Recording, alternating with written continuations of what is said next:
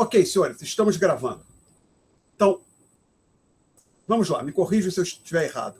A nossa prova é terça-feira da semana que vem, a primeira prova, não é isso? Isso. Ok, então vamos lá. Primeira coisa que eu já quero perguntar aqui para os senhores. Um hábito que eu tenho antes da pandemia, da época do mundo, daquele mundo legal que nós vivemos antes da pandemia, não sei, me parece que era um mundo mais agradável que o atual, né? Eu tinha por hábito pegar a última aula, ou metade da última aula antes da prova para tirar dúvidas. Só que agora, no mundo pós-pandemia, tem uma facilidade. Se eu quiser dar aula fora, me encontrar com os alunos fora do horário, eu não tenho que tentar reservar uma sala de aula, o que na UFRJ era bem complicado. Eu consegui sala de aula fora do horário da sua aula. Então, agora aqui a gente não tem esse problema, que a gente se reúne nesse espaço virtual, do qual o seu professor tem total controle, não precisa pedir licença para ninguém. Então, o que eu já vou dizer aqui para os senhores o que eu quero fazer. Eu gostaria de marcar uma sessão de dúvidas, que pode ser de 1 hora, 2, o tempo que for. A prova é terça, não é? Da semana que vem. O que vocês acham de marcar para segunda-feira à noite ou domingo à noite?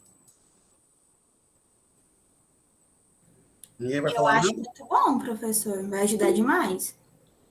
Vocês preferem segunda ou domingo? Já apareceu alguém ali falando segunda à noite. Ok? Segunda à noite. Perdão, um pequeno problema.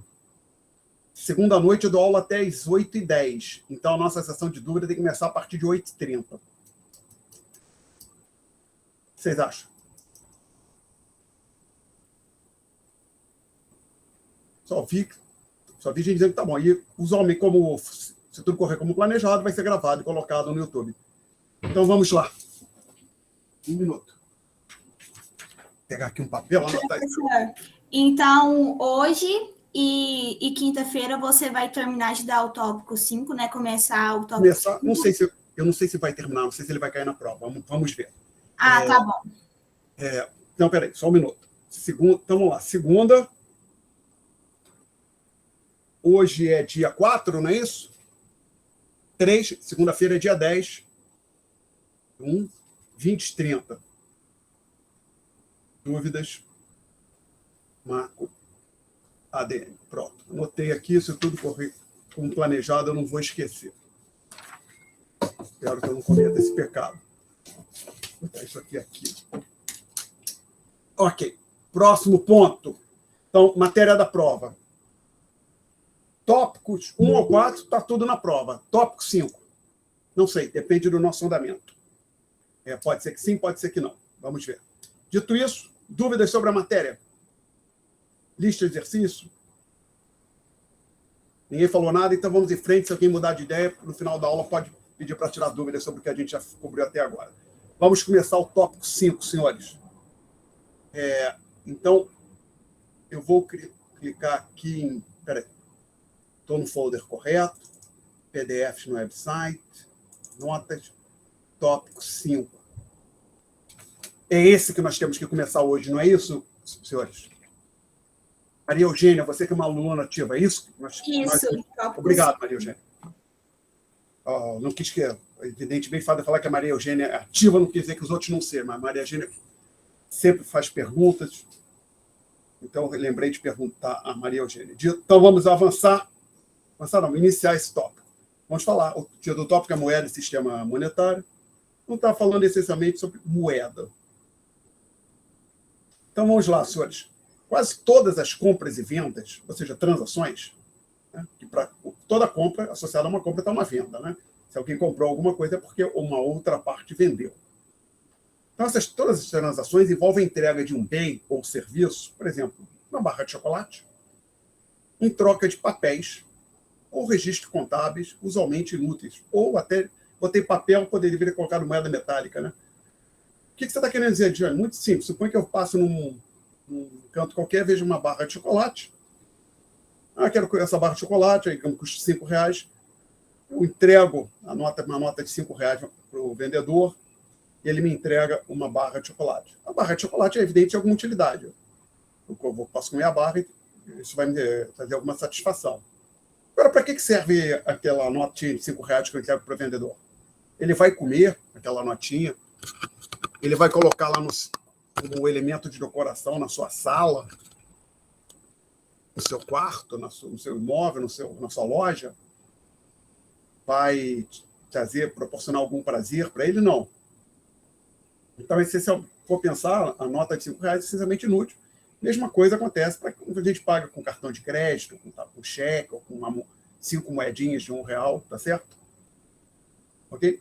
Agora, suponha, senhores, nesse exemplo que eu estou dando, que imagina assim, eu chego assim, vejo o chocolate, quanto é? R$5. Vou levar. Aí eu puxo a nota de R$5, aí o vendedor está pegando, estende a mão na prateleira, puxa a barra de chocolate, e quando ele está me entregando assim a barra de chocolate, a gente está fazendo assim para trocar a barra de chocolate pela nota de R$5, ele olha para a televisão, tem uma televisão ligada lá, e sai a seguinte notícia. A partir segundo o Banco Central acaba de informar, a partir deste exato momento, as notas de R$5 perderam valor. Recomenda-se a todos na população que não aceitem mais as notas de R$5.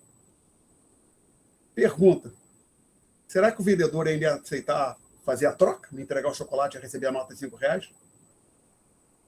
Sim ou não? Não. Ninguém tem opinião? Provavelmente não, né? Por que ele vai receber? Basicamente, a nota de R$5 serve para fazer trocas. Basicamente, ele receberia a nota de R$5 para utilizá-la numa transação futura. Antes dele fazer a transação comigo, me vender o chocolate, chega a notícia que a nota de R$5 não vai poder ser utilizada numa transação futura, por que ele iria aceitar? Ele poderia dizer, não, isso aí eu não aceito, não. Você pode fazer um Pix, pagar com cartão, ou me dar 5 moedinhas de 1, ou 2 cédulas de 2, uma moedinha de 1. Tá certo? Nota de R$5, não. Faz sentido isso que eu falei ou estou inventando? O que vocês acham? Faz sentido, né? Obrigado, Guido. Então, agora que o Guido concordou comigo, eu vou seguir em frente e fazer uma afirmativa mais ousada. Esse exemplo ilustra o seguinte fato. As transações que nós realizamos no nosso dia a dia, se você for pensar, não, que eu comprou chocolate, mas se for pensar, todas têm essencialmente a mesma essência. Comprou alguma coisa no Mercado Livre, você vai receber um bem, vai chegar na sua casa daqui a 2, 3, 4 dias, e está entregando basicamente o quê? Registro, como é cartão de crédito, algum outro Mercado Pago, registros contábeis, né? Essencialmente inúteis. Tá? Essas transações todas isso acontece, ou seja, a moeda só é aceita, seja em que forma, na sua forma física ou na forma de registro contábeis, porque existe a expectativa por parte de quem está recebendo a moeda de que ele vai poder utilizá-la mais à frente. Tá? Senão, ninguém aceita a moeda. Agora, olha que vamos avançar mais um pouco nesse passo. Suponha que então, ao invés desse exemplo que eu falei, na hora que eu estou fazendo a transação, ia comprar um chocolate, sai a notícia, suponha que a notícia é do seguinte tipo. Banco Central está avisando hoje, terça-feira, que a partir de amanhã, quarta-feira, as notas de R$5 não serão mais aceitas. Para dizer para ninguém mais aceitar. Que as notas de R$5 não serão mais notas de reais, por um motivo qualquer. Então, a notícia é assim, o Banco Central avisa hoje que as notas de R$5 não serão mais aceitas a partir de amanhã, quarta-feira. Aí eu saio de casa agora para comprar um chocolate com uma nota de R$5. E o vendedor tem ciência do comunicado. Será que o vendedor vai aceitar minha nota de R$5? Se ele conseguir botar no banco, ele deveria aceitar, né? Tá, supõe que não vai poder botar, não dá tempo dele botar no banco hoje. Vamos supor que o banco fechou, já fechou. Aí não parece... Ok? Aí não parece valer a pena, não. Não vale a pena, né? Então, agora olha só, veja bem, a nota, você está dizendo assim, a nota vai deixar de ser aceita numa data futura, amanhã. Aí o vendedor não aceita hoje. Aí você pode dar mais um passo. Supõe que seja depois de amanhã. Mas se a nota não vai ser aceita depois de amanhã, pelo mesmo raciocínio que a gente teve aqui quando eu falei, vou sair agora depois da aula para comprar um chocolate, amanhã ela não deve ser aceita. Porque um dia depois de amanhã ela não perdeu valor. E como ela não vai ser aceita amanhã, também já não é aceita hoje. Esse tipo de argumento que a gente está usando aqui chama-se backward induction, ou indução reversa. Em inglês é backward induction, eu traduzo como indução reversa, uma tradução literária, talvez menos elegante, seria indução de trás para frente. Então, assim, não interessa o quão distante no tempo está a data que você acha que a moeda vai perder valor, vai deixar de ser aceita. Pode ser daqui a 10 anos, 100 anos. Fazendo esse argumento, mas se ele não é aceita daqui a 100 anos, 100 anos menos um dia ela não é aceita. Aí 100 anos menos 2 dias também não é aceita. 100 anos menos 3 dias também não é aceita. Você volta até a data de hoje.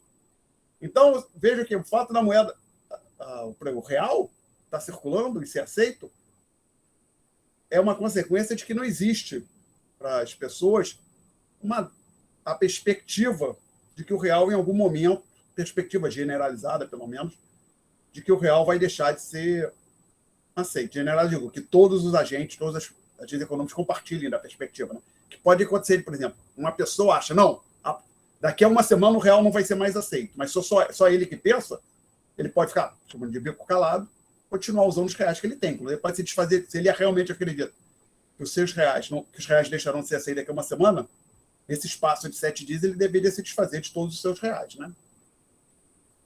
Ok? Eu falei aqui estava falando na cédula de R$5, a gente poderia, ver que o Banco Central faz anúncio, você pode imaginar um exemplo mais extremo. Ao invés de uma cédula de R$5, pensar o seguinte: vai haver uma guerra, um dado país, por exemplo, o país X vai ser invadido, e o país invasor vai dizer que a moeda que circulava no país X não vale para nada, deixa para lá. Quem quiser que aceite isso aí. Ou até pior, pode proibir. Tá certo? Então, por exemplo, o país A invade o país B, e o país A já diz que não quer nem saber da moeda do país B que ele está invadindo. A moeda do país B perde valor, evidentemente. Deixa de ser aceita. Assim. Assim. Então, se houver uma perspectiva de que um país vai ser derrotado militarmente, invadido, ocupado, um dos efeitos disso é que a moeda perde valor. E a moeda perder valor, a gente está falando que os preços disparam. Perguntas? Ok, vamos em frente. Então, essa segunda bolotinha aqui eu já falei na prática, né? A moeda é aceita por existir a expectativa que ela será aceita em uma transação futura. Eu recebo, ou seja, alguém aceita receber moeda hoje porque acredita que vai poder utilizá-la mais à frente. Um ponto importante é que a moeda elimina a necessidade da dupla coincidência de desejos. No mundo sem moeda, onde só haveria escambo, usualmente o que precisaria acontecer, por exemplo, alguém que tinha laranja e queria sal, laranja em excesso e queria um pouco de sal. A pessoa teria que procurar alguém com sal em excesso que tivesse interesse nas suas laranjas excedentes para poder fazer uma troca. A moeda elimina essa necessidade da chamada dupla coincidência de desejos. Por exemplo, quando eu compro um chocolate, a única coisa que é relevante para o vendedor é o meu pagamento.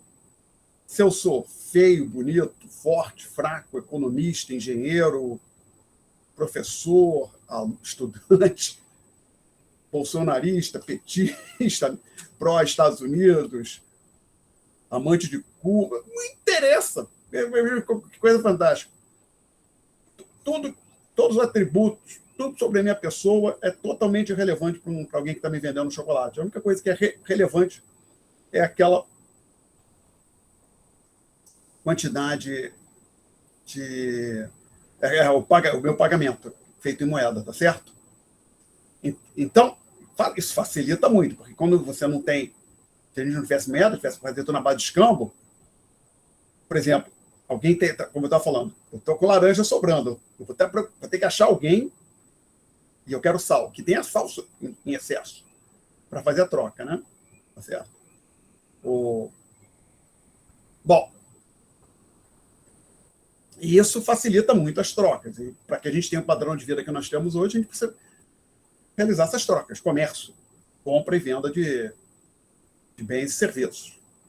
Então, nós podemos fazer mais trocas e, consequentemente, podemos nos especializar. Principalmente vocês falaram no curso anterior de micro, vocês discutiram a importância da especialização para a atividade econômica. Não falaram disso? Possivelmente falaram até em vantagem comparativa. Sim ou não? A gente falou um pouco, sim. Então, tá. Então, você ter moeda facilita as trocas, consequentemente, permite mais especialização. Porque se a gente não pudesse fazer as trocas do jeito que a gente faz, possivelmente eu teria que pensar o seguinte, eu vou querer sal, mas pelo que eu sei, as pessoas, no geral, quem tem sal sobrando não tem interesse em nada relacionado à economia, ou muito pouco. Então, eu vou ter que aprender alguma coisa, talvez a pintar uma parede, ou, sei lá, língua portuguesa, aprender, ser capaz de dar aula de língua portuguesa, ou que diabo, eu acho que as pessoas que têm sal em excesso vão ter interesse em receber. Tá? Bom, então, neste capítulo, senhores, nós vamos discutir alguns conceitos de moeda, porque depois a gente vai definir o que é moeda, a gente vai ver que tem mais de um conceito, mais de uma definição de moeda. E as instituições que emitem moeda. É a Casa da Moeda. Não é tão simples assim. Tá? A gente vai ver que instituições como o Banco do Brasil, Bradesco, Itaú, Caixa Econômica, Santander, eles também emitem moeda, num dado conceito de moeda que a gente vai falar mais à frente. Então, perguntas até aqui? Não? Então, vamos falar aqui, o significado da moeda. Então, moeda é o conjunto de ativos na economia que os agentes usam regularmente para comprar bens e serviços. Tá? Então, você pensar uma coisa bem ampla. Papel moeda certamente faz parte desse conjunto de ativos. Moedas metálicas também. Cartões de crédito. Mas aí, veja bem, se a gente não vai contar o número de cartões, o que é relevante seria o saldo, seria o meu limite do cartão, né? Cartão de débito também, mas então é o limite do cartão de débito que é dado pelo saldo da pessoa na conta corrente vinculada, ao qual o cartão de débito está vinculado. O Pix, não é o Pix. O Pix é um instrumento que permite acessar facilmente a sua conta corrente. Pode pensar assim, Pix como funciona? Como um talão de cheque. Só que de uma forma mais simples, né? Ou de mais ampla aceitação. Então, assim, a outra maneira também é falar talão de cheque, mas veja bem, o ponto não está falando do relevante, não é o número de cheques que eu tenho no meu talão, o relevante é o saldo que eu tenho na conta corrente a qual está associado o talão de cheques que eu tenho na minha carteira ou na minha gaveta, sabe, sei lá onde for. Tá? Perguntas até aqui, senhores? Não? Então, falar rapidamente das funções da moeda, que são 3. Meio de troca, unidade de conta, perdão, só conferir uma coisa aqui, e reserva de valor, desculpa. Então, a moeda, senhores, ela funciona como meio de troca, é a sua função mais tradicional, aquela que eu discuti. Eu compro chocolate, a gente tem que entregar alguma coisa, por exemplo, sal, que o vendedor esteja precisando, eu entrego moeda. Ela funciona como unidade de conta. O que você está dizendo, Alexandre? Por exemplo, quando a gente apura o PIB, a gente usa moeda, no sentido que a gente mensura tudo em unidades monetárias. Isso foi inventado, não foi pelos economistas. Não. A contabilidade é feita assim, quando você apura o balanço patrimonial de uma empresa, você pega, por exemplo, os imóveis e lista por um valor monetário. Tá?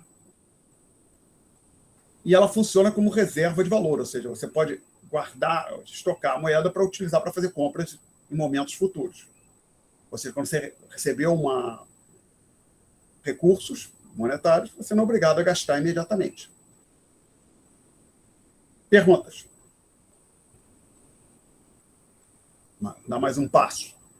Então, falar agora da ideia de liquidez, que talvez o senhor já tenha ouvido falar em outro curso, não necessariamente de curso de microeconomia. A liquidez diz respeito à facilidade com que um ativo pode ser convertido no meio de troca da economia, ou seja, em moeda. A moeda é o mais líquido de todos os ativos, porque a moeda já é moeda. Então, a moeda já é o meio de troca. Então, você não tem dificuldade nenhuma em converter a moeda no meio de troca da economia, porque a moeda é o próprio meio de troca. Agora, daqui um outro exemplo. Dá exemplo agora de ativos que tem grau, dois exemplos com 2 ativos em cada exemplo com graus de liquidez distintos. Apartamento conjugado, por exemplo, imagine, o que é mais fácil vender? Um apartamento conjugado em Copacabana ou uma cobertura, digamos que o apartamento conjugado o valor seja R$200 mil, aproximadamente. Ou uma cobertura suntuosa na Avenida Vieira Soto. O que vocês acham que é mais fácil de vender sem incorrer em perda de capital, né? Que se for para vender pelo mesmo preço, anuncia o apartamento por $200 mil, o conjugado, e a cobertura por R$200 mil, anuncia a cobertura por R$200 mil, provavelmente a cobertura vai embora, vai ser vendida mais rápido, né? Mas, então, assim, o ponto é, você anuncia, obrigado, alguém já colocou, o conjugado, provavelmente, digamos que inclusive, eu preciso o seguinte, o conjugado, como tem assim, tem um prédio grande com vários apartamentos similares, dá para você ter uma ideia do valor do imóvel, né? Porque existe um mercado, imóveis similares estão sendo transacionados, se não todo dia, digamos, 1 por mês, 2, e há vários apartamentos conjugados no bairro de Copacabana. Então, você tem uma ideia de qual é o valor do imóvel com mais facilidade. Então, digamos que você chega com avaliou é 200 mil.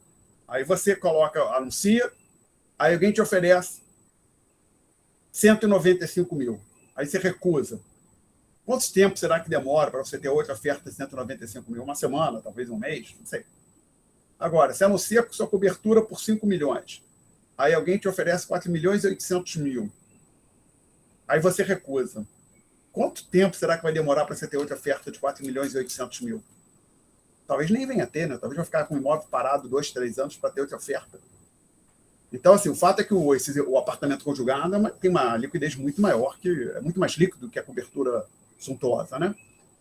Mesma coisa vale para um carro popular, por exemplo, bem simples, o automóvel Gol, e uma Ferrari. Inclusive, esses carros, não só o automóvel Gol, mas pensando no Gol, você inclusive você abre o local, entra no site qualquer de anúncio de automóvel, acho que até o Mercado Livre tem agora anúncio de automóvel, você tem vários carros sendo anunciados, esses carros com 2 anos de uso, você dá para ter uma noção do valor do imóvel. Do imóvel não, do automóvel.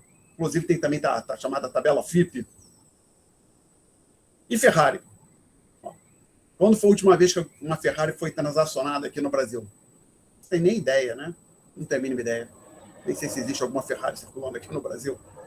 Mas o fato é que se existia muito pouco. Então é até difícil avaliar o imóvel. Então um carro popular é muito mais líquido do que uma Ferrari.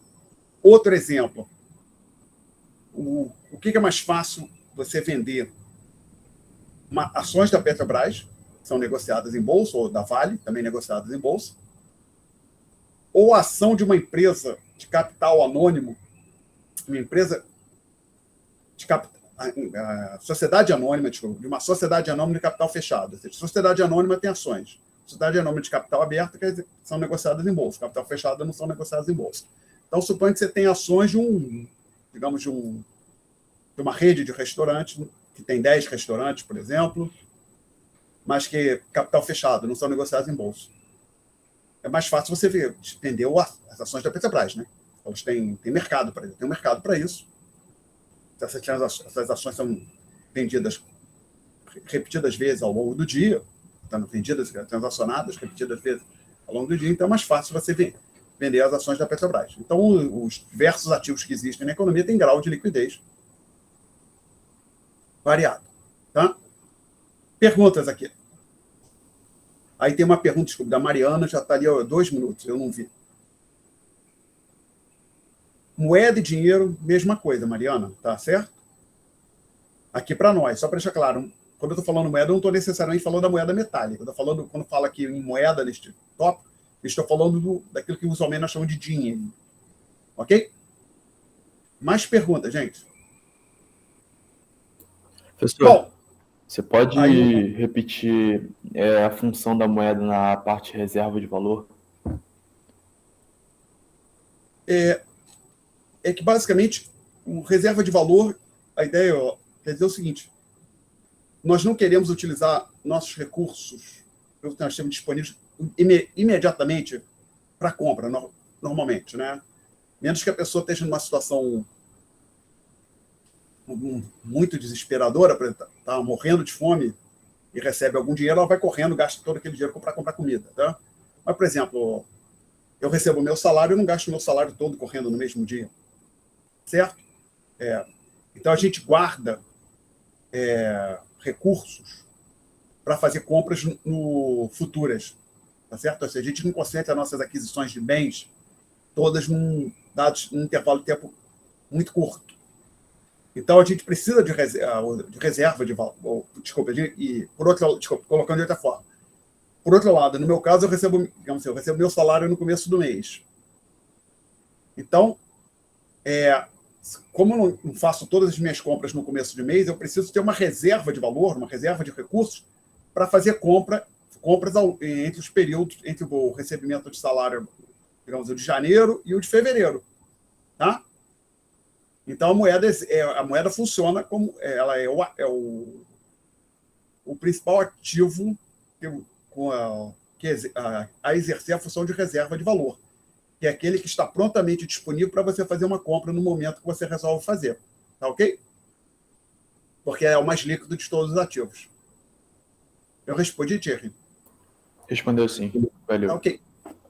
Bom, então, apesar da sua liquidez elevada, então, que faz a moeda funcionar bem como reserva de valor, justamente a sua liquidez, tá? Que, por exemplo, suponha que eu quero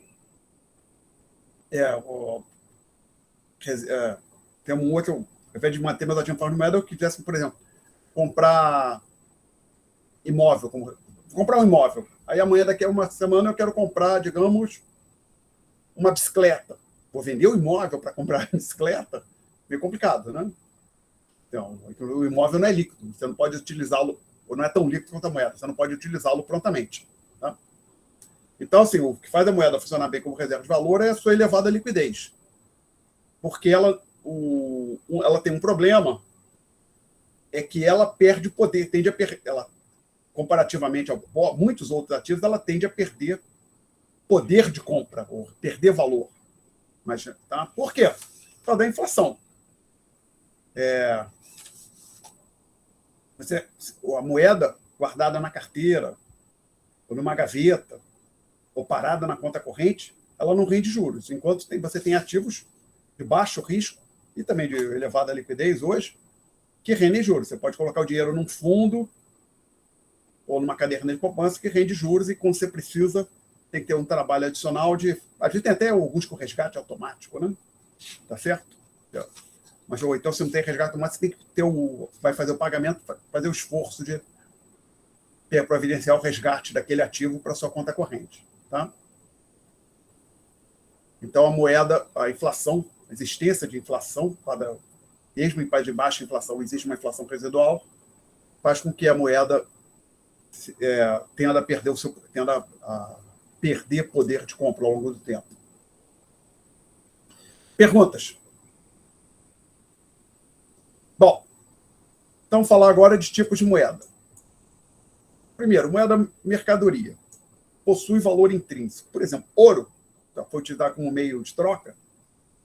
Ouro não funciona só como meio de troca, serve para fazer joias. Tem outras aplicações industriais, que o ouro é um metal bem resistente, também, não sei se ainda se usa, mas uma época, ou pelo menos no passado, se utilizou para tratamento dentário também, né? Tá certo? Então, o ouro tem várias utilidades. Tá? Então, na época que o ouro era utilizado como meio de troca, né, era uma situação distinta da atual. Na atual, você tem uma nota de 5, 10 reais, uma moedinha, não serve para nada, exceto para fazer as compras. Então, outros exemplos, vamos colocar aqui, chocolate e cigarros. Na verdade, eu penso mais em cigarro, mas chocolate poderia funcionar da mesma forma. Num texto do economista Milton Friedman, ele chama atenção para um fenômeno que aconteceu na Europa, depois do final da Segunda Guerra Mundial, que houve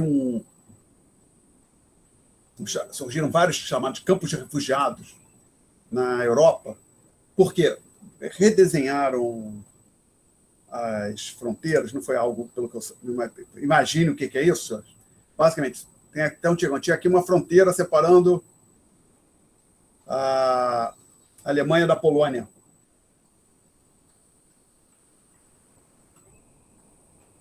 Aí veio as novas fronteiras depois da Segunda Guerra Mundial, a Alemanha perdeu o território, então a fronteira deixou de ficar aqui nesse local, passou para essa região, para cá. Só que tinham vários alemães morando aqui. Uma das coisas que aconteceu é que, se não todos, parte considerável dessas pessoas tiveram que sair daqui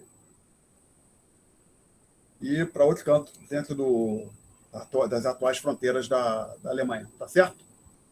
E essas pessoas, imagina o caos que é isso. Tá aqui, mora aqui, às vezes a gente está lá, a pessoa Teresa, mas a família da pessoa está lá há 500 anos, mas não, sai, que agora não é mais para alemão, agora é para o polonês. Mas não foi só a Alemanha e Polônia, aqui teve várias fronteiras que foram redesenhadas, então teve várias nacionalidades, precisamente das nações que perderam, né?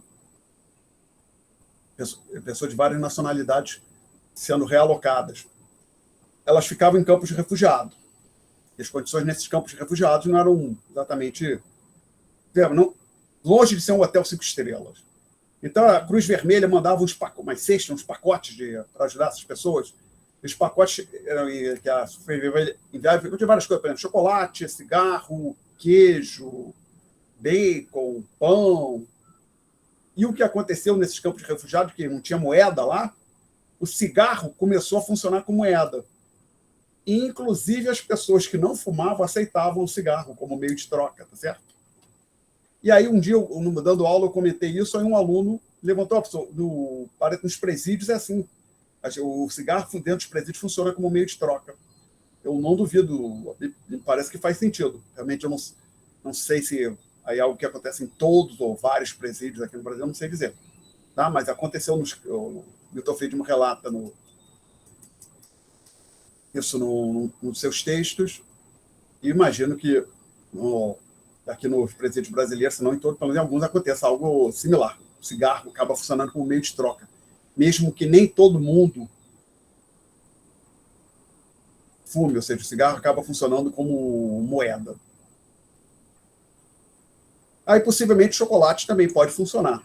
Tá? Estou dando aqui um exemplo. Imagino que num campo de refugiado, a Cruz Vermelha não mandou cigarros, mas mandou muito chocolate, e o chocolate começa a funcionar como meio de troca. Tá legal? Mesmo a pessoa que não come chocolate, porque tem problema de saúde, pode aceitar o chocolate como meio de troca. Perguntas? E o outro, que é o caso que nós estamos hoje, é a moeda sem valor intrínseco. Moeda fiduciária, que é chamada de fiat money, ou moeda fiduciária, certo? Que é a situação que nós temos hoje. É uma moeda que, ao contrário, por exemplo, do cigarro, você pode fumar, para quem gosta de fumar, ou chocolate, que poderia comer, o ouro, que pode ser utilizado para fazer joias. A moeda, do jeito que nós utilizamos hoje no Brasil e todos os países do mundo que me vem à cabeça, não tem nenhuma utilidade, ou seja, não tem nenhum valor intrínseco. Vai falar rapidamente sobre esse curso forçado. O curso forçado é a ideia que o governo impõe a utilização da moeda. Por exemplo, aqui no Brasil, se eu tenho uma dívida e vou pagar, o meu credor não pode se recusar a receber reais. Tá? Eu tenho que pagar uma dívida de R$1.000. Levo lá 10 notas de R$100 para a pessoa. Não gosto de reais, quero receber em dólar. Não. Quero pagar em reais. Se for para a justiça, eu ganho. Deveria ganhar, pelo menos, tá? Ou seja, o real tem curso forçado no Brasil. Aí, assim, a maneira que o curso forçado pode ser imposto pode variar. Por exemplo, você pode criar a seguinte situação.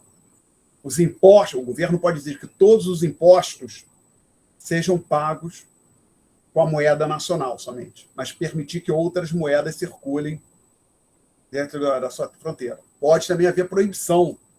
Aí é o caso extremo.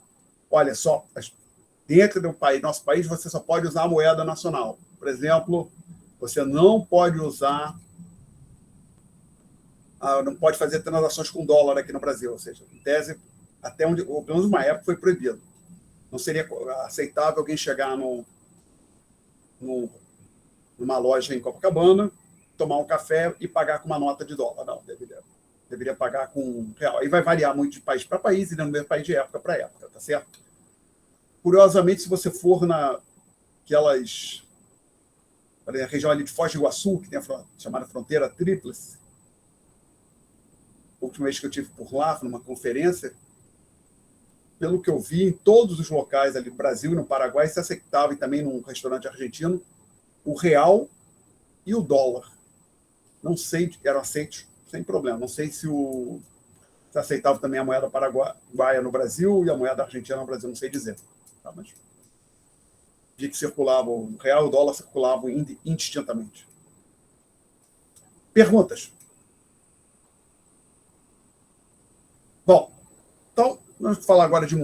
Tem uma sessão no título chamada Moeda na Economia Norte-Americana, no título, no livro. E eu botei esse aspas norte-americana, porque os conceitos que vão ser discutidos aqui são gerais, valem também para o Brasil. Então, apesar... não quero estoque nos Estados Unidos. Não tem problema, não precisa ficar triste, isso aqui também é válido para o Brasil. Tá?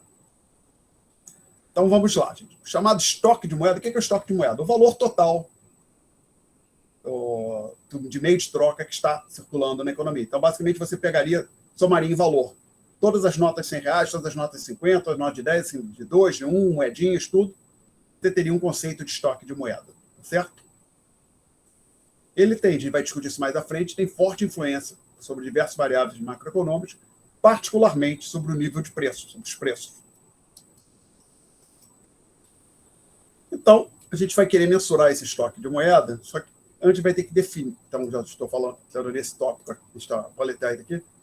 Precisaríamos definir o que é moeda, ou o que entra nesse nosso conceito de estoque de moeda antes de tentar mensurá-lo. E aí, há vários conceitos. Vamos começar, então, a nossa discussão aqui. Vamos falar, por exemplo, o primeiro deles, PMPP.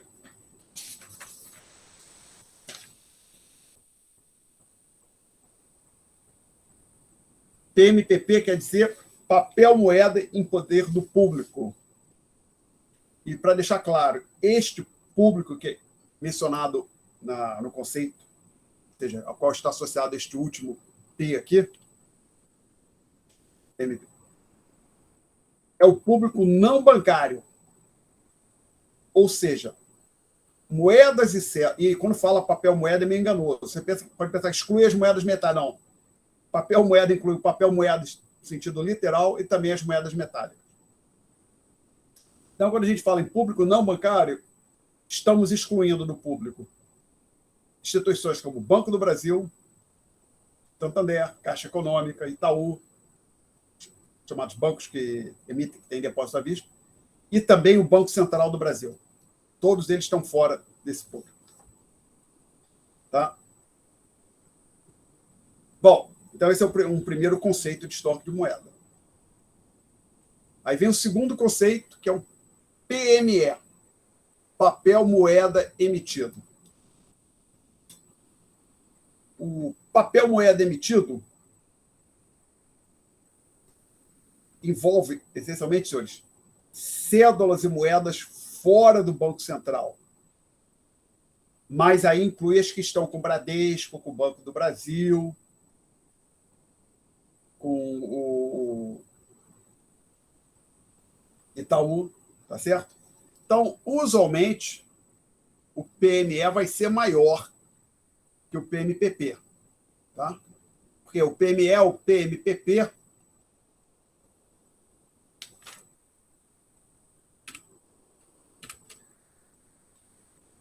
tudo está no PMPP, tá na minha, mais alguma coisa que pode ser um X, por exemplo, depois eu vou dizer quem é esse X, que é zero ou positivo. Então, usualmente, o PME vai ser maior, situação mais estritamente falando, não podemos descartar a possibilidade de ser igual, então a gente diz que o PMPP é maior que ou igual ao PMPP. O PME é maior que ou igual ao PMPP. Tá certo? Professor, fala. Você pode repetir o que é PMPP, por favor? Todas as moedas metálicas e cédulas que não estão em poder do Banco Central, nem de bancos como Itaú, Banco do Brasil, Santander, Caixa Econômica. Mais especificamente, bancos que emitem depósito à vista. O que é um depósito à vista? É aquele que você movimenta com cheque ou cartão de débito. Desculpa. Depósito à vista é um depósito realizado numa conta bancária que você pode movimentar com cheques ou cartão de débito. Tá legal? Nem todos os bancos têm esse tipo de conta. Tá certo? Têm, a maior parte, para esses grandes que eu falei, Santander, Itaú, Banco do Brasil, Caixa Econômica, Bradesco, eles têm... Você pode abrir uma conta chamada conta corrente lá, certo? Existem outros também, Nubank, tem uns outros também só menores, tá? Mas alguns bancos, o BTG Pactual, até onde eu sei, ele não tem. Você não tem como ter uma conta corrente lá. Ele não aceita depósito à vista. BNDES, você não vai ter uma conta corrente, abrir a sua conta e movimentar com um cheque, nem você, ninguém mais, para movimentar com esse tipo, nem empresas, tá? Então, o BNDES está fora. Então, cédulas e moeda em poder do BNDES fazem parte do PMPP. Cédulas e moedas em poder do BTG Pactual fazem parte do PMPP. Cédulas e moedas em poder do Banco do Brasil não fazem parte do PMPP. Eu respondi, Gustavo? Respondeu sim, professor. Obrigado. Aí essa sigla PMPP é papel, moeda, o quê? Em poder do público. Ah, tá. Tá bom, valeu. Obrigadão, hein? Conforme está aqui nas notas de aula. As notas de Papel, aula. moeda em poder do público. Bom, Valeu. aí temos o conceito. Então, já falando de papel, moeda emitida, tudo que está fora do Banco Central, então PME. Se você apurar o PME e o PMPP, o PME usualmente vai ser maior que o PMPP. Pode, em tese, até ser igual, mas acho que isso nunca acontece. Aí vem um terceiro conceito, base monetária, que nós vamos chamar de M0. Observe que nós estamos... Isso é importante. O zero está aqui do lado do M, do mesmo tamanho, não é um subscrito, tá legal? Não é um subscrito, é grande, do lado ali.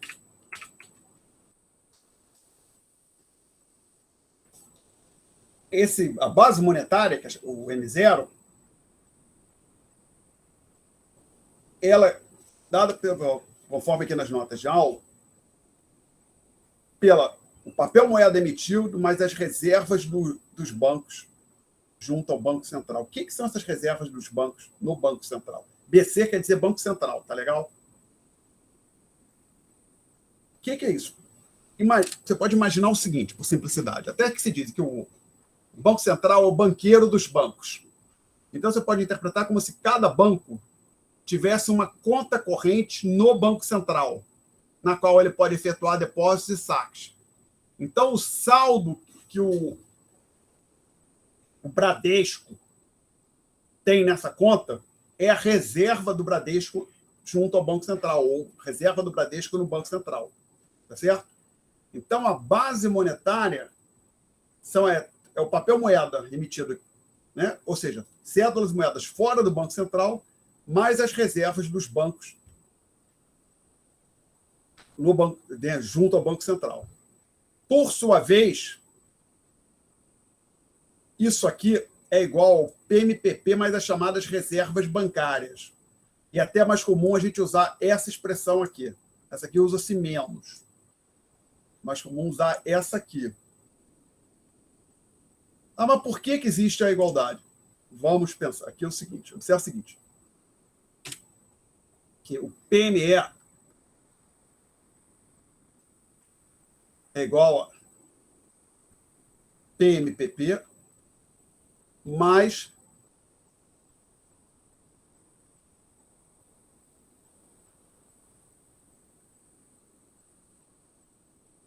isso que eu coloquei entre aspas é a minha abreviação para não escrever, reservas em espécie dos bancos. Ou seja, então o que é o PME? É o PMPP, ou seja, dinheiro que não está com o público não bancário, mais as moedas e cédulas em poder dos bancos. E daqui para frente, quando eu falar bancos, aqui, eu estou falando de bancos que aceitam depósito à vista, como o Banco do Brasil, Santander, Nubank, tá? BNDES, BTG Pactual estão fora. No fim desse capítulo, não são bancos nesse sentido. Ora, por sua vez, o M0 é igual a PME mais reservas dos bancos no banco, ou junto ao Banco Central. Consequentemente, você pode juntar a primeira linha com a segunda linha, trocar esse PME por isso aqui, e dizer que o M0, desculpa, aqui ficou um E a mais, né? Perdão.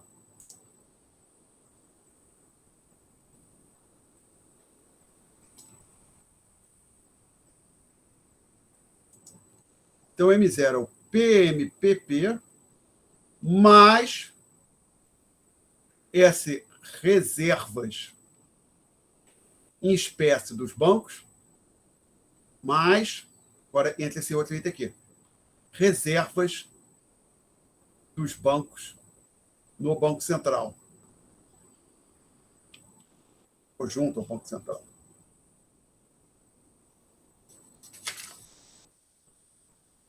Ora, isso tudo aqui nós chamamos de reservas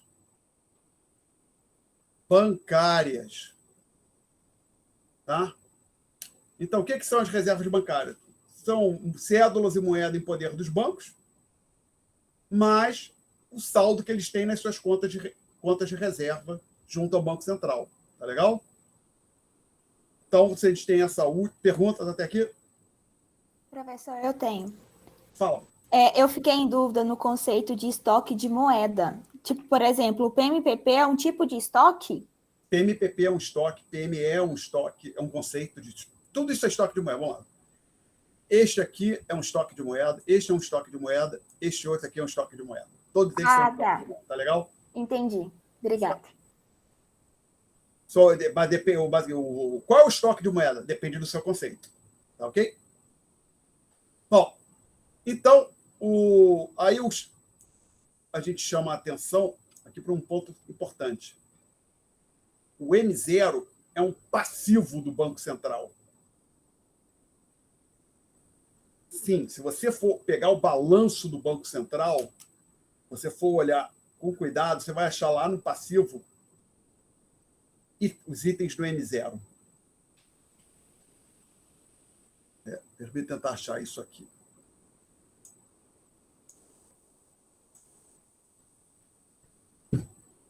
Depois vamos primeiro tentar convencer balanço do Banco Central.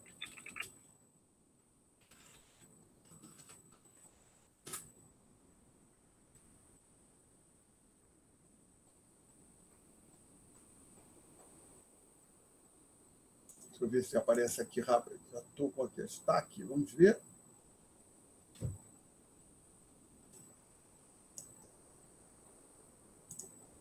O site está errado.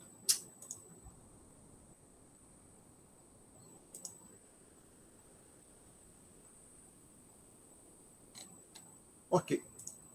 Então, vamos lá. Quem tiver curiosidade,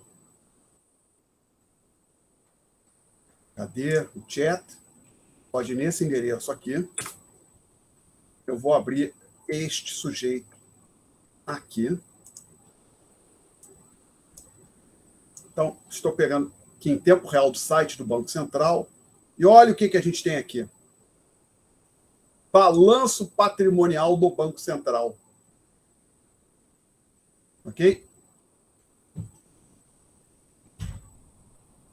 Aí peço que os senhores olhem para este item aqui, meio circulante. Tá certo? Isto aí, senhores, é quase que o nosso PME. É um pouco mais que o PME. Tá? Por quê? Lembra, PME é dinheiro fora do Banco Central. Porque o Banco Central lista aqui no seu ativo, ó.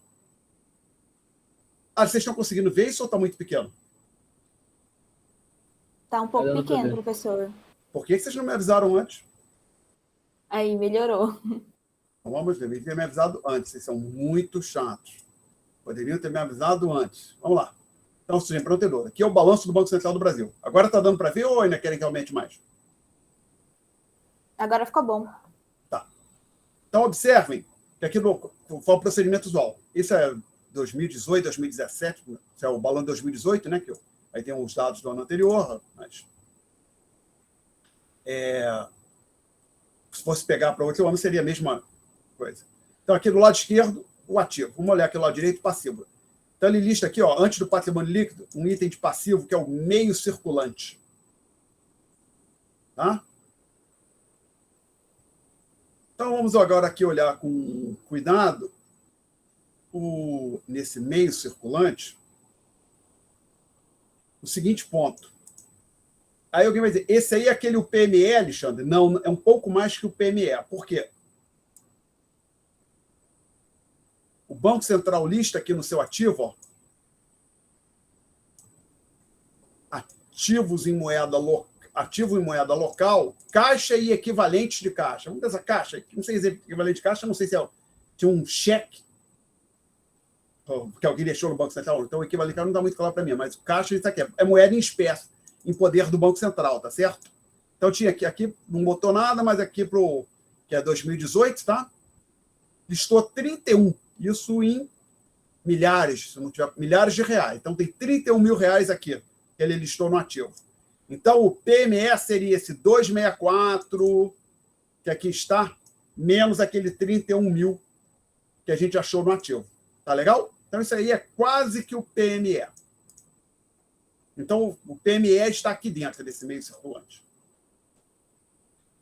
E mais ainda, e lembrando, base monetária, por exemplo, o PME, olhando para essa fórmula aqui da intermediária, desculpa, essa fórmula aqui, ó, é o PME, que a gente já achou, e reservas dos bancos no Banco Central. Essas reservas dos bancos no Banco Central estão aqui, ó. Passivo em moeda local, depósitos de instituições financeiras. Tá? Isso são as reservas do banco que a gente está falando ali? Provavelmente não. Por quê?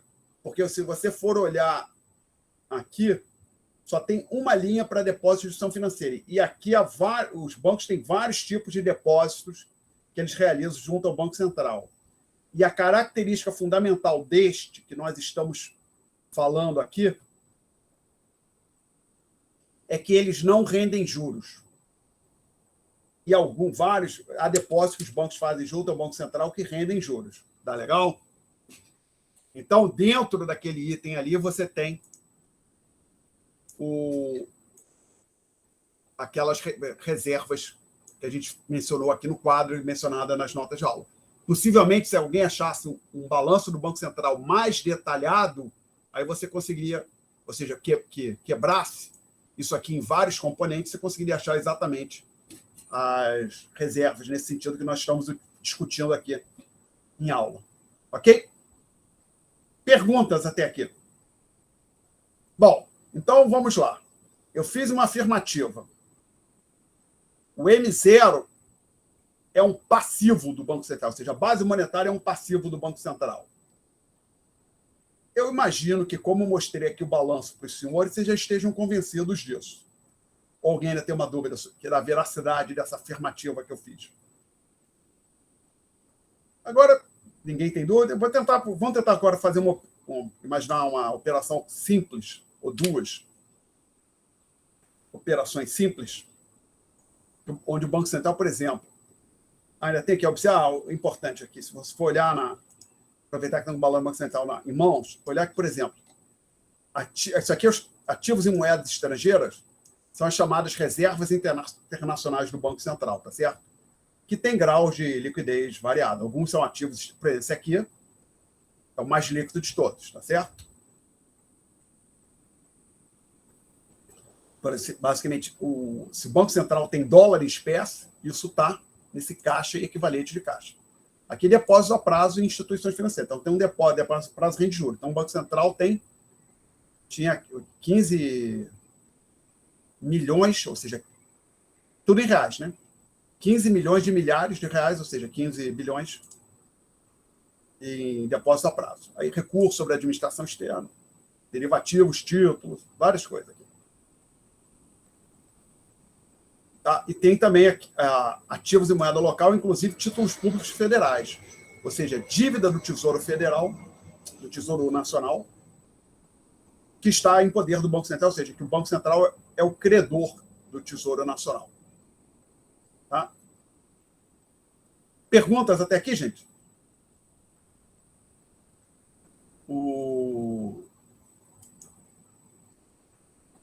Bom. Então, imagine a seguinte situação. Alguém exportou, por exemplo, alguma coisa, café, $200,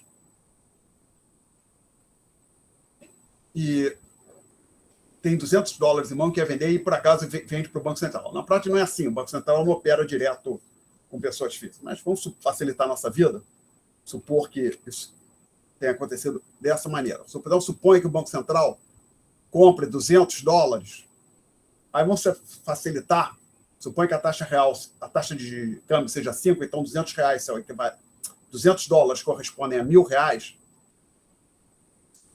Então, temos aqui ativo e passivo, isso aqui é o balanço do Banco Central. Então, como que o Banco Central comprou? Então, no item reservas internacionais, ele tem um acréscimo de 1.000.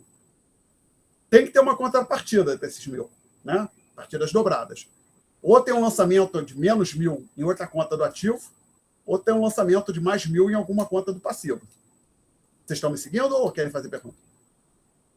Nenhum protesto? Vamos em frente. O que acontece, por exemplo, supõe que como eu falei, alguém que tinha $200 em mão bateu na porta do Banco Central, o Banco Central, toma $200 e me dá reais. O que acontece é que aqui então aqui seriam as reservas internacionais do Banco Central crescendo por 1.000 unidades. E a gente teria aqui no passivo o M0, que pode se quebrar em PMPP, ou esse RB aqui é para reservas bancárias, tá? Se o Banco Central pagasse a pessoa em espécie, é que o PMPP cresceu em 1.000 unidades. Era dinheiro, cédulas que estavam em poder do Banco Central, que não faziam parte do PMPP, passaram a fazer. Tá ok? Perguntas até aqui? Então, assim, quando o Banco Central compra dólares, tem uma expansão do M0, da base monetária. Aí alguém pode chegar e falar, mas esse é o exemplo, Alexandre, ele não vale porque o Banco Central não compra dólar de pessoa física, por exemplo. Tudo bem, suponha que o Banco Central comprasse dólares do Itaú. Então, como é que isso funciona? O que aconteceria é que o lançamento de mais 1.000, esses $200 que ele comprou do Itaú, ele faria um lançamento de mais 1.000 na conta de reservas do Itaú. Então, o saldo do Itaú na conta de reservas aumentaria por R$1.000. Ok? Perguntas? Dá mais um exemplo. Suponha que o Banco Central ele vai ao mercado e compra títulos que estavam títulos públicos, títulos do Tesouro Nacional em poder do Bradesco, no valor, digamos, de 600. Então, aqui no título, na conta de títulos públicos, eu falei R$600, não foi? Você não foi, passou a ser, desculpa. Mais 600. Aí teria lançamento de mais 600, porque aumentou o saldo das reservas bancárias do Bradesco. Tá legal? Perguntas? Não? Então vamos em frente.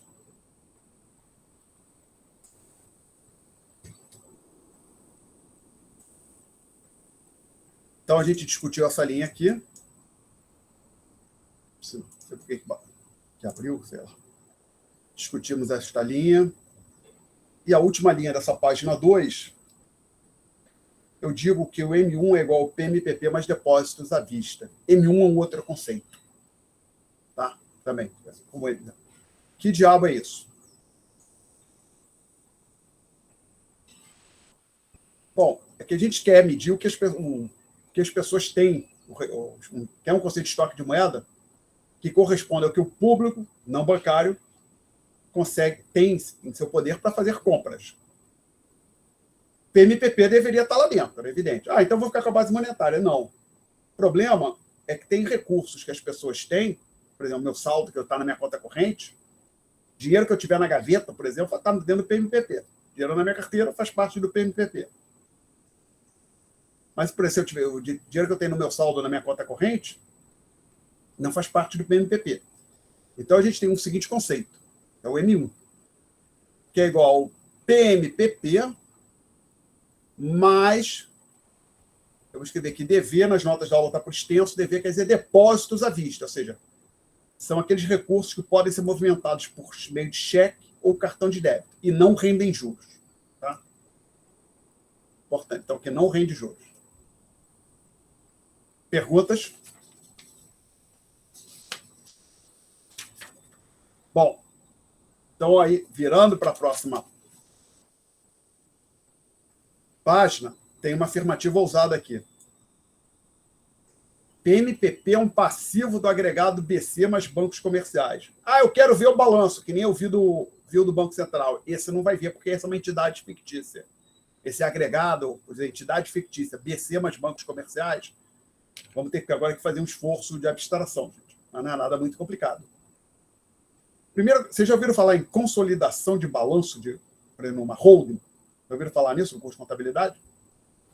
Ainda não, professor. Tá, não. Então a ideia é assim, suponha que você, por exemplo, suponha que eu quisesse fazer o balanço patrimonial do Alexandre e da esposa dele, do conjunto, do casal Alexandre e sua esposa. Aí eu estou devendo dinheiro para minha esposa. Na hora que não faz sentido, basicamente, eu me penso, faz o balanço do Alexandre, o balanço da esposa e junta tudo encaixa tudo. Não, a chamada consolidação, você cancela as dívidas cruzadas. Então, o que seria? A dívida que eu tenho com a minha esposa cancelaria, porque é um ativo dela e um passivo meu. Tá? Então, na hora que fizer então, a consolidação não é só juntar tudo. A consolidação envolve juntar, ou pegar duas entidades, juntar os dois balanços e cancelar os créditos e débitos cruzados. Tá? Então, por exemplo, se você tem uma empresa, imagina assim, tem um grupo empresarial que é composto, grupo A, que é composto pela empresa A1 e pela empresa A2, você quer consolidar esses balanços de A1 e A2, mas, por exemplo, a A1 tem que ter uma dívida com a A2. Você cancela a consolidação, não é só, então, juntar. Pega o caixa de um, soma com o caixa de outro. Não é só isso. Como eu falei, envolve o cancelamento dos créditos e débitos, das dívidas intragrupo, né? Tá claro isso para todo mundo? A ideia, assim, em geral, tá claro? Bom, então supõe o seguinte, gente, que eu quisesse, por exemplo, agregar, montar um balanço para uma entidade fictícia, seria Banco do Brasil mais Itaú. Basicamente, eu estaria pegando cada item de cada balanço, juntaria tudo com cuidado de cancelar os créditos cruzados, tá certo? Aí eu fiz isso para Banco do Brasil mais Itaú, eu posso, evidentemente, agregando, sempre trazendo mais um banco, até eu ter um balanço consolidado para os bancos, tá? Juntei que nem uma entidade fictícia, estou com o balanço dela na minha mão, todos os bancos que recebem depósito à vista. Agora eu vou juntar esses bancos com o Banco Central para criar um novo balanço. Como algumas contas serão canceladas. Por quê? Lembra, aquelas reservas que os bancos têm junto ao Banco Central e também as reservas espécie, todas as reservas dos bancos, sejam elas junto ao Banco Central ou espécie, são um passivo do Banco Central. Então, não aparece no passivo do Banco Central.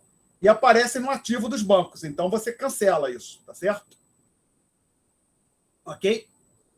Então, quando você criasse essa entidade fictícia, bancos centrais, bancos comerciais, e apurasse o balanço, você teria, dentre outros itens, você teria aqui um item de passivo, seria o PMPP, que veio do balanço do Banco Central, no passivo do Banco Central. Tinha lá no passivo do Banco Central as reservas dos bancos, mas essas reservas estavam no ativo dos bancos, cancela, então não aparece nesse balanço consolidado. Mas tem o saldo total dos depósitos à vista, que são os saldos que eu tenho, que vocês têm, que a Vale tem, que a Brahma tem, junto ao Ambev, né? Junto aos bancos, entraria ali também. Então, o M1, ele é um passivo de uma entidade fictícia, que seria composto por Banco Central, mais o conjunto de todos os bancos que emitem depósito à vista, que recebem depósito à vista. Este item aqui é de emissão do Banco Central, este item aqui é de emissão dos bancos comerciais. Perguntas? Nenhuma? Bom, ok. Então, vamos em frente. Professor, esse DV é o que mesmo? Depósitos à vista, saldo total dos depósitos à vista. Obrigada. Aí eu menciono aqui nas notas de aula, na segunda linha da página 3, que o M1 é maior ou igual que o M0. Sim. Usualmente o M1 vai ser maior que o M0, mas em tese pode ser igual. Por quê? Porque os depósitos à vista são maiores ou iguais à reserva bancária. Lembra? Você acha um espaço aqui. Vou tentar aqui, nesse cantinho aqui, lembra? M0 é igual a PMPP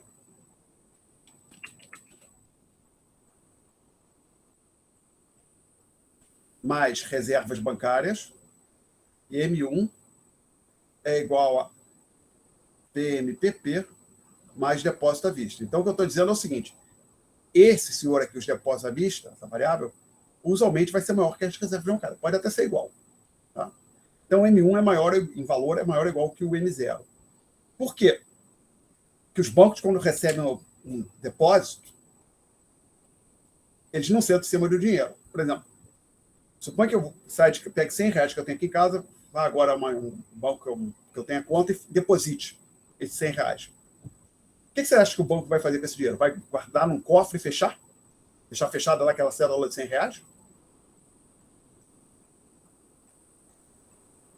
Talvez aquela cédula específica ele guarde, mas ele não vai fazer isso para todas as cédulas que ele recebe. Parte ele vai guardar, reserva, em espécie. Parte ele já vai... Por exemplo, alguém pode até imaginar o seguinte. Eu cheguei para fazer fiz um depósito de R$100 e assim que eu saio, o sujeito que vem atrás de mim, que vai fazer um saque de R$5.000. O caixa até pega 4.900 que estavam no cofre e pega aquela cédula que eu tinha e entrega para o sujeito que está sacando R$5.000. Então, parte do ponto é que o frigir dos ovos, mas o ponto central é que parte dos recursos que os bancos recebem, que são depositados no banco, a parte considerável, o banco vai querer emprestar e receber juros. Então, lembra, o dinheiro parado na conta corrente, o banco não remunera. Mas se ele emprestar aquele dinheiro e receber juros, para o banco é um ótimo negócio. Tá legal? Ok? Então, os bancos fazem isso. Eles não sentam em cima, eles não pegam os depósitos, abrem uma gaveta, joga lá e fecha e tranca. Não. Então, aí, inclusive, isso é fato. Depois a gente vai ver os números. Se todo mundo sair... Pensa até o seguinte. Suponha que o Banco Central diz: estou de recesso. Ao longo da próxima semana, ao longo dos próximos 15 dias, o Banco Central não vai fazer nada. O Banco Central vai ficar parado por 15 dias. Durante esses 15 dias, todo mundo que tem dinheiro no banco resolve ir ao banco, ao banco que tem conta e sacar todo o dinheiro que tem, fazer saque e tirar em espécie. Os bancos não têm como honrar. Tá? Fato. Certo? Então, o sistema bancário financeiro ele funciona do jeito que nós vemos, porque nem todo mundo vai sacar o dinheiro, todos os seus recursos ao mesmo tempo. Perguntas? Não? Então, vamos em frente. Então, falar agora aqui. Então, a gente já falou PME, estamos falando PMPP, PME, M0, M1, e daqui para frente, nós vamos estar discutindo, focando nesses dois conceitos aqui, M0 e M1, e a relação entre eles. Tá?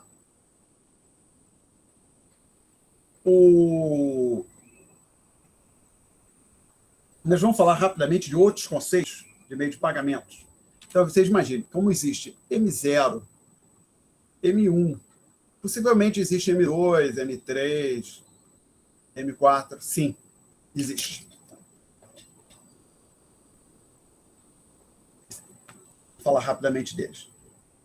Então, eu menciono aqui as definições adotadas pelo Banco Central do Brasil, vamos usar a sigla BCB, também às vezes usam Bacen para o Banco Central.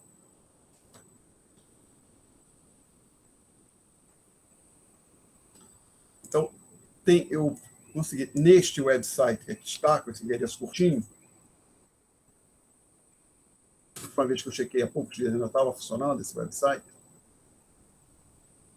eu botei com esse chamado, tinha essa URL curtinha, porque era bem grande. Então, tem aqui a definição do Banco Central desses outros conceitos. Tá? Quem quiser, está nas notas de aula, não posso botar aqui, quem quiser ir lá olhar, no seu próprio navegador. Com base no critério do seu sistema emissor. Tá? O M2 corresponde ao M1 e às demais emissões de alta liquidez realizadas primariamente no mercado interno por instituições depositárias. O que são essas instituições depositárias? São os bancos, como o Banco do Brasil, Bradesco, ou seja, os bancos que recebem depósito à vista. Então, isso que o Banco Central chama de M2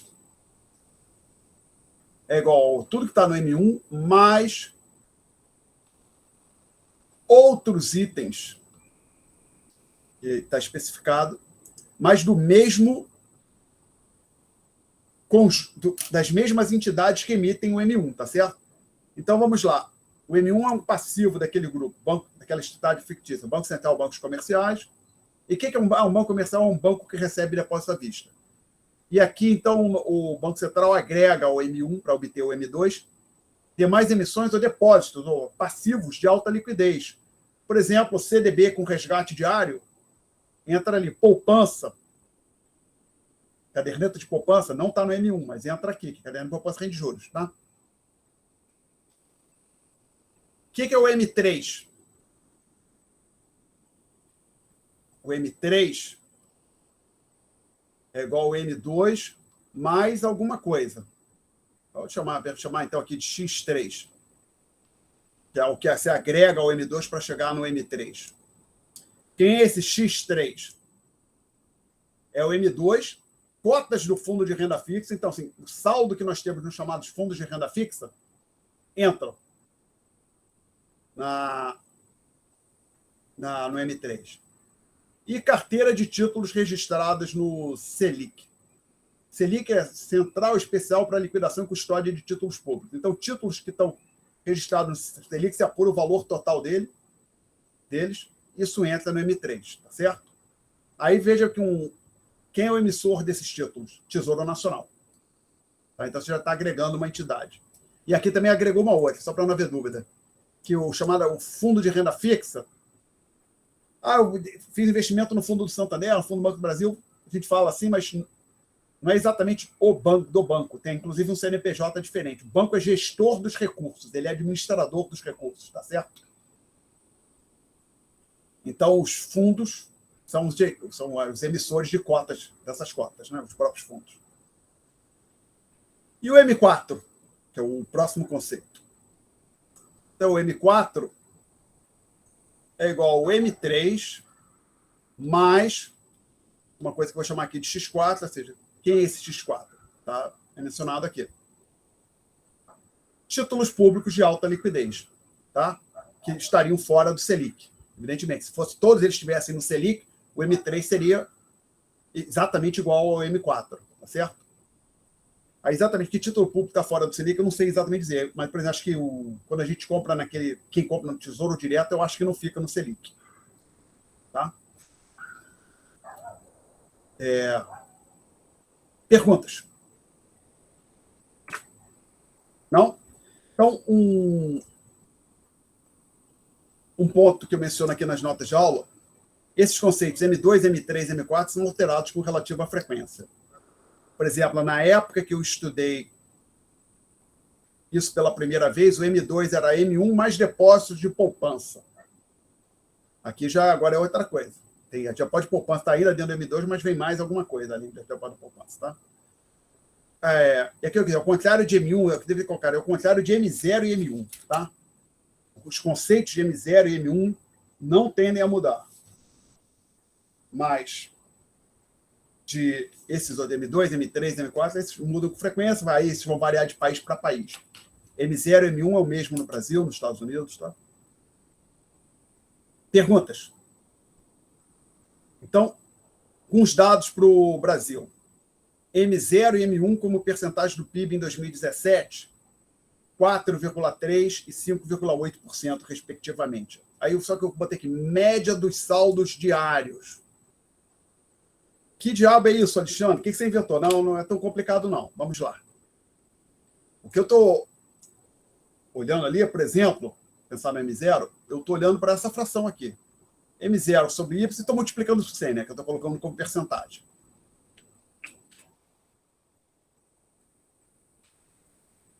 Só que o PIB é um fluxo produzido ao longo do ano.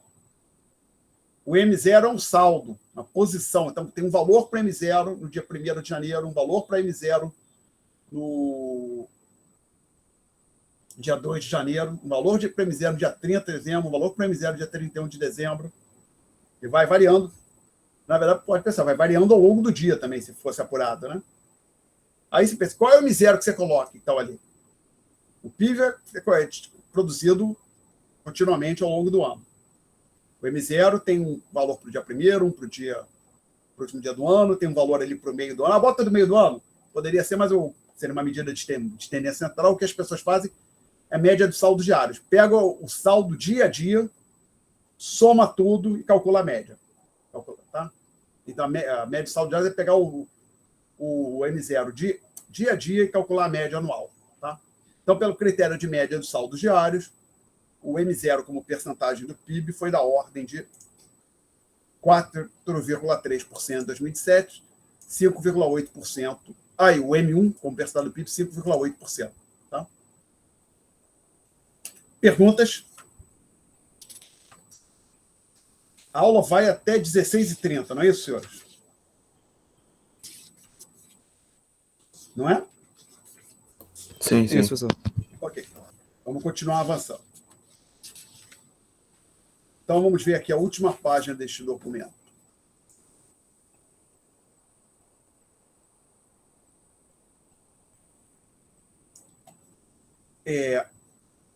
Este Mzinho aqui, senhores, só para ver com esse Mzinho que está aqui, depois vai discutir o que é isso, é o recíproco de M0/M1, só que, ou seja, 1,297 é o recíproco de 0,77078, tá? Depois a gente fala dessa coluna intermediária aqui. Vocês estão conseguindo ver bem a tabela? Sim. Tá, obrigado. Então, sempre que eu botar alguma coisa no quadro, vocês não conseguirem enxergar direito, me avisem, tá? Bom, não demorem para avisar, não. Não esperem eu perguntar se tá bom. Falem logo se não estiver bom. Então, quando você olha para os dados, são dados de 2018. M0 como percentagem do M1 foi relativamente constante, né? 77, oscilou entre 74, 73, né? 73,5% até 77,1%, relativamente constante. Agora, aqui, observa, a gente tem o PMPP como percentagem do M1, então observa que quase, a grosso modo, poderia dizer 50%, né? Estou falando dessa coluna aqui. Então, um pouquinho mais do que 50%. Então, pessoas carregam como em cédula ou moeda um pouco mais de 50% do seu M1. Um pouco mais da metade. E aqui o RB quer dizer reservas bancárias. Aquilo que eu disse, as reservas são menores que o dever. Então, observe que os bancos tinham aqui sempre menos de 50% dos depósitos sob a forma de reservas.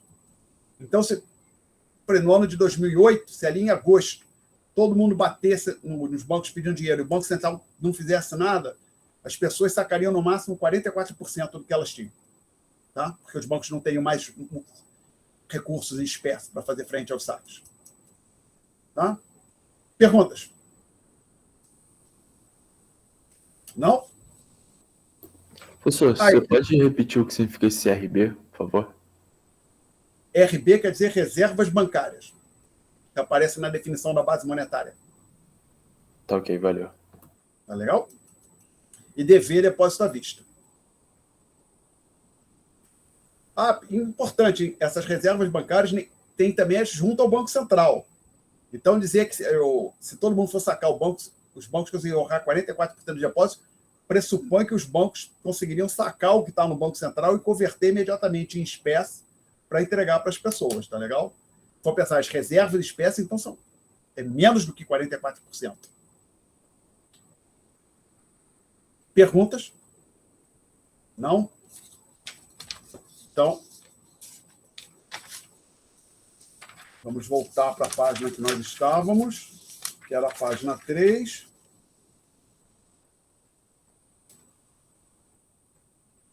É 16, então, temos 18 minutos. Então, vamos falar aqui do sistema do Federal Reserve.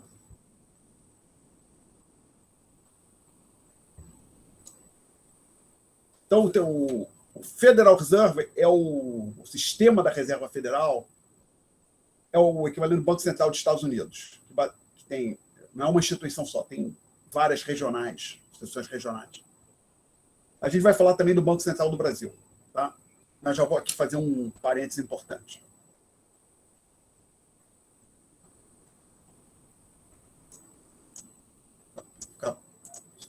Bookmark. Tá. Esse aqui.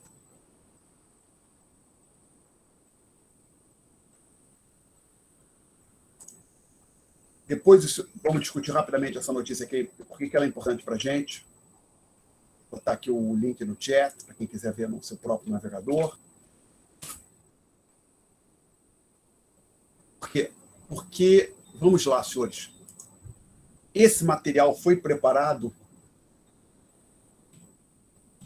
Por que eu estou falando disso? Que eu preparei essa sessão. Basicamente, eu peguei o material do livro, discuto aqui, completei, por minha parte, com algumas informações sobre o Banco Central do Brasil. Mas o material foi preparado antes desta medida que está aqui ser aprovada. E eu até sabia que estava acompanhando isso, não com grande afinco, mas como é que anda a autonomia para a autonomia do Banco Central? Existia um projeto que ia dar mais autonomia para o Banco Central. E esse fato que ele foi aprovado agora em fevereiro, eu não estava sabendo, só descobri depois, inclusive, que eu disponibilizei essas notas de aula no website. Estava lendo outro dia alguma coisa, aquele projeto foi aprovado e eu não me dei conta, não saiu na imprensa. Ou que saiu na imprensa, mas eu não vi, tá? Então, o material que está disponível no website, ele não incorpora as mudanças introduzidas por essa Lei Complementar 179 de 2021. A gente fala aqui rapidamente, e é bom também que é o material que temos aqui tem no website, a gente fica sabendo como era antes, e no meu modo de ver, essa medida foi importante para contribuir para a estabilidade monetária no Brasil. O Banco Central agora tem mais autonomia frente ao Executivo, ao Palácio do Planalto. A gente discute por quê. Então, vamos começar aqui falando da Reserva Federal. É o Banco Central dos Estados Unidos. E o que é um Banco Central? É a instituição encarregada de supervisionar o sistema bancário, por exemplo, verificar se os bancos estão mantendo seus ativos e passivos dentro das regras de adequação do patrimônio, tem regras de enquadramento, né? Acordo de Basileia, tem várias regras que o banco tem que seguir. Compete principalmente ao Banco Central supervisionar isso. E controlar a quantidade de moeda na economia. Em tese, você pode até ter uma organização, uma entidade cuidando da supervisão do sistema bancário e outra entidade cuidando da quantidade de moeda. Até onde eu lembre, no Brasil, o nosso Banco Central faz as duas coisas. A Reserva Federal também faz as duas coisas. Não me lembro de nenhum país grande onde isso esteja separado, mas, em tese, poderia ter instituições distintas fazendo, cada uma encarregada de uma tarefa. Tá? Agora, uma função importante que o Banco Central exerce é de emprestador de última instância. O que eu quero dizer com isso? É o emprestador de última instância para os bancos. Vamos tentar entender. Primeiro, vou tentar deixar isso claro de alguma maneira. Suponha que nós estivéssemos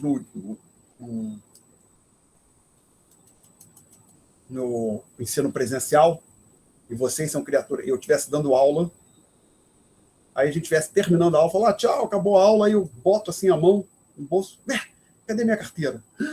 Perdi minha carteira. Meu Deus, meu celular. Não estou achando, tem que ligar para os bancos, perdi meu cartão, meu Deus, estou desesperado.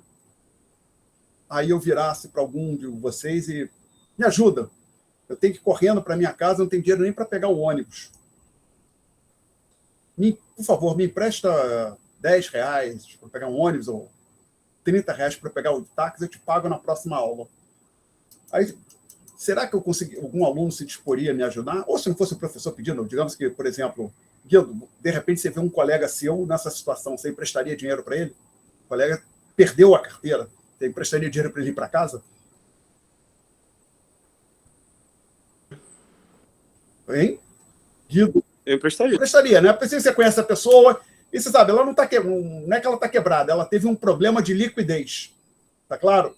Então, você pode imaginar, é um problema de liquidez. Não é que ela está quebrada, a pessoa tem uma vida financeira minimamente organizada, simplesmente houve um imprevisto, alguma coisa aconteceu e ela precisa de dinheiro. Tá? É uma situação completamente diferente de alguém que você sabe que está quebrado, está vivendo no limite do cheque especial, também usando cartão de crédito, não sei o quê. É uma situação diferente. Tá? Essa pessoa que tem uma emergência, uma situação emergencial de curta duração.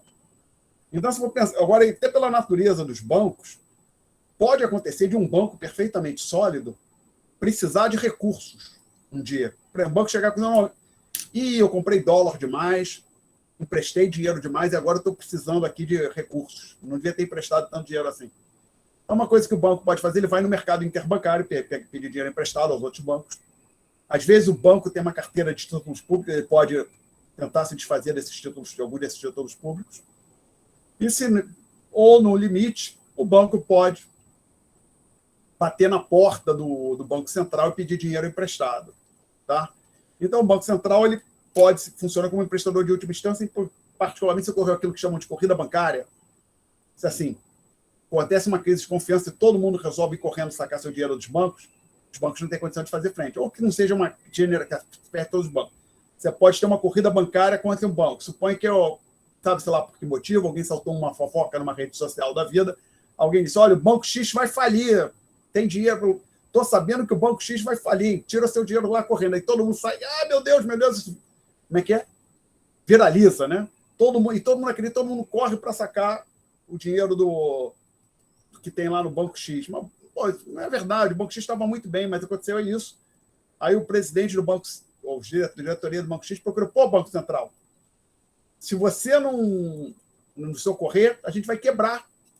Porque saltaram esse boato mentiroso, essa fake news, todo mundo acreditou e nossos depositantes estão sacando dinheiro. E antigamente, no passado, corrida bancária tinha que acontecer fisicamente. Os correntistas tinham que ir fisicamente no banco, pessoalmente no banco, ou no caso de uma empresa, o diretor, o representante da empresa tinha que ir no banco para fazer o saque. Hoje em dia, a corrida bancária pode ser por internet. Simplesmente você tem dinheiro no banco, ficou nervoso, não quer tirar o dinheiro do banco, você faz um TED, um Pix, né?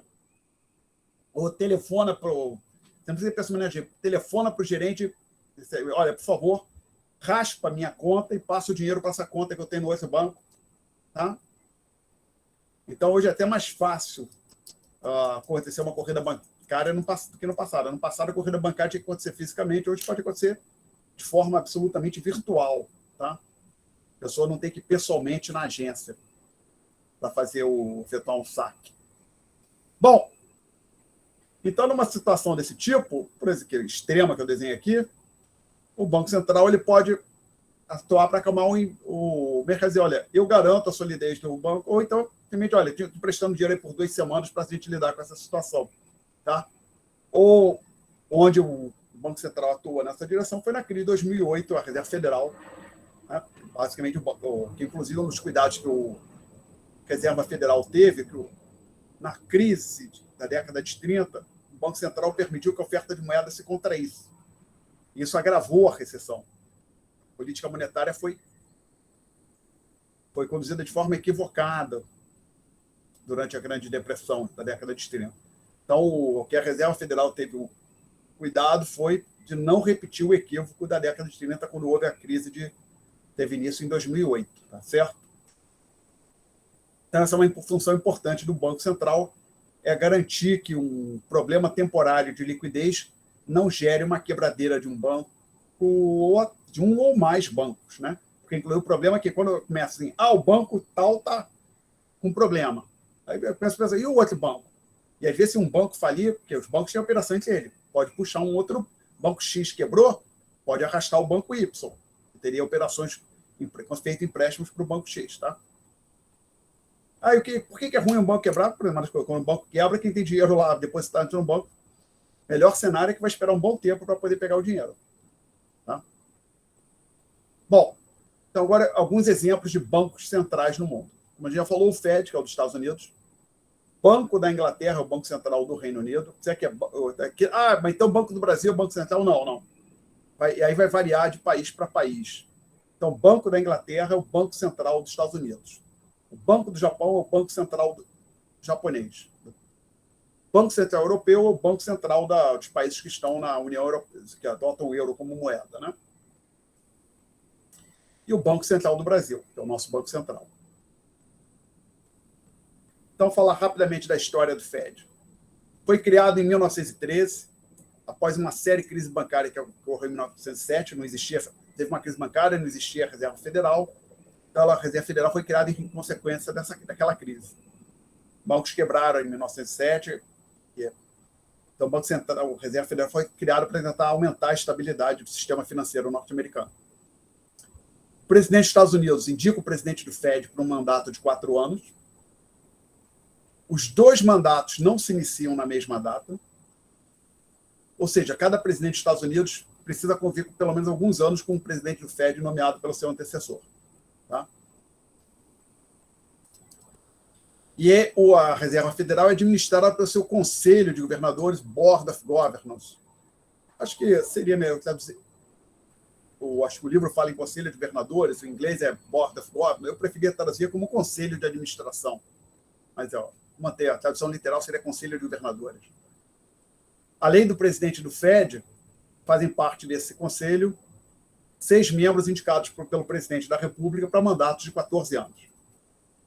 Então, o presidente do Fed, 4 anos, os demais integrantes, mandatos de 14 anos. E existe a chamada Comissão Federal do Mercado Aberto, Federal Open Market Committee, FOMC, que ela é composta pelos governadores, o membro daquele conselho mencionado no parágrafo anterior, e por 5 dos 12 presidentes dos bancos regionais. Então, existe uma unidade da Reserva Federal em Minneapolis, São Francisco, Nova York, Atlanta, St. Louis, acho que tem uma também. Tem 12 ao todo. Então, 5 desses 12 fazem parte da Comissão Federal do Mercado Aberto. Tá? Perguntas? Bom, Banco Central do Brasil. Isso é a situação antes da norma legal que nós vamos... para a qual eu botei, a norma legal que é discutida na notícia que está disponível, para a qual um link no chat, né? último link no chat. Então, o Banco Central do Brasil foi criado em 31 de 12 de 1964. Mas só em 1964 que foi criado o Banco Central do Brasil? Sim. O que existia antes, então? Caos. E continuou o caos também, depois que foi criado o Banco Central. Então, vamos pegar esses 4 minutos finais, só falar um pouco o que era antes de 1964 e o que foi depois de 1964. Antes do Banco Central, existia algo chamado SUMOC, Superintendência da Moeda e Crédito, e o Banco do Brasil exercia algumas funções de Banco Central. Aí, quando o Banco Central foi criado, o Banco do Brasil continuou exercendo algumas funções de Banco Central, era uma coisa estranha, a organização não era muito clara. Então, tem um livro da jornalista Mília Leitão, cujo título é Saga, se não falha a memória, Saga Brasileira, a luta de um povo pela sua moeda. Quando ela discute o que foi o Plano Real não foi só a reforma monetária, várias coisas, medidas de ajuste fiscal e também para adequar o Banco Central, o sistema financeiro brasileiro, fazer com que ele fosse compatível com a estabilidade monetária, com o fim da inflação. Porque uma das coisas que nós tínhamos é que havia um judicial chamado Conta Amigo Movimento, que na prática dava ao Banco Brasil o poder de criar a moeda como se ele fosse o Banco Central. Tá certo? Então, havia um descontrole monetário também por isso. E o outro problema que existia é que cada estado, se não todos, quase todos, tinham um banco estadual. Então, aqui no Rio de Janeiro existia o Banerj, que depois foi comprado pelo Itaú. Em São Paulo existia o Banespa, que foi comprado pelo Santander há alguns anos. Até hoje existe o Banrisul, que é o Banco do Estado do Rio Grande do Sul, que é do Estado do Rio Grande do Sul. Então, que eu saiba, só lembro do Banrisul. Mas então cada estado tinha o seu banco estadual. E qual era o problema desses bancos? Que na prática eles emitiam moeda como se fossem banco central. Por que você está dizendo isso, Alexandre? Não é que uma vez eu olhei, mas isso na década de 90, eu olhei o balanço do Banespa. No item do ativo, o que estava o grosso lá? Tipo, 90% do ativo do Banespa era o quê? Títulos da dívida pública do Estado de São Paulo. Então, basicamente, o Estado de São Paulo emitia ativos e forçava o o Banespa, a comprar aqueles títulos. Então, na prática, o que estava acontecendo é que o Estado de São Paulo também emitia moeda. Então, inclusive, não vou dizer o nome, mas eu não duvido que seja verdade, porque é uma boa descrição. Já vi em mais de um lugar a seguinte história, que um governador de São Paulo, quando chegou uma eleição, ele tinha o candidato dele, que foi eleito, teria dito, depois que saiu o resultado da eleição, eu quebrei o Banespa, mas fiz o meu sucessor. Não sei se o sujeito falou isso, mas foi uma boa descrição. Talvez, se ele não falou, foi uma boa descrição do que se passou. Tá? Então, o que acontecia é que, na prática, é como se cada estado também fosse um banco central, porque ele emitia dinheiro ao seu bel prazer. Então, tem esses meus títulos aqui, eu forço o meu banco a comprar, que, por exemplo, imagina, estamos falando do Estado de São Paulo. O Estado de São Paulo vai ter que colocar o título no mercado. Vai ter que ver qual é a taxa de juros que o mercado está disposto a aceitar. Pagar por aquilo lá. Vai pagar 30%, 40% ao ano, por exemplo, taxa de juros bem elevada. Ou outro caminho, o secretário do Tesouro, secretário de Finanças do Estado, pegava o telefone e falava para o presidente do banco, olha, estamos colocando títulos, você, por favor, compre esses títulos e você vai ser remunerado a 2%. E se eu fosse colocar no mercado, eu pagaria 40%. Então, na prática, o que estava acontecendo é que os estados emitiam moeda. E o que acontece é que daqui a pouco, volta e meia, esses bancos estavam quebrados ou semi-quebrados, e a solução para isso era de serem corridos para o Banco Central. E que envolvia, então, na prática, o Banco Central emitir recursos para impedir que aqueles bancos quebrassem. Então, isso foi uma parte importante do Plano Real, foi acabar com esses bancos estaduais. Quase todos acabaram, praticamente. Tá? Como eu falei, ainda existe o Banrisul, não sei se algum estado ainda tem um banco estadual, eu não sei dizer, talvez algum outro ainda tem. Perguntas, senhoras? Não? Então, vamos parar por aqui. A gente retoma na aula que vem desse trecho. Não sei dizer se o tópico 5 vai ou não cair na prova. Vai depender do que acontecer na próxima aula. E lembrando, então, que nós deixamos marcados para segunda-feira, dia 10, não é isso? É dia 10 que... Segunda-feira a gente não tem aula, né? Oi? Segunda-feira a gente não tem aula, né? Não, nós marcamos segunda-feira, dia 10, para as 8h30 da noite, uma sessão de dúvidas. Ah, tá. A gente tem aula na quinta e prova na terça, tá? Então, vamos ver o que vai acontecer na quinta-feira para decidir se esse tópico cai ou não. Idealmente, ele cai para não acumular muita coisa para a próxima prova. Tá? Perguntas? Dúvidas? Não? Que agora eu acho que já é o horário. Começamos às 14h50, terminamos às 16h30, então vou interromper a gravação.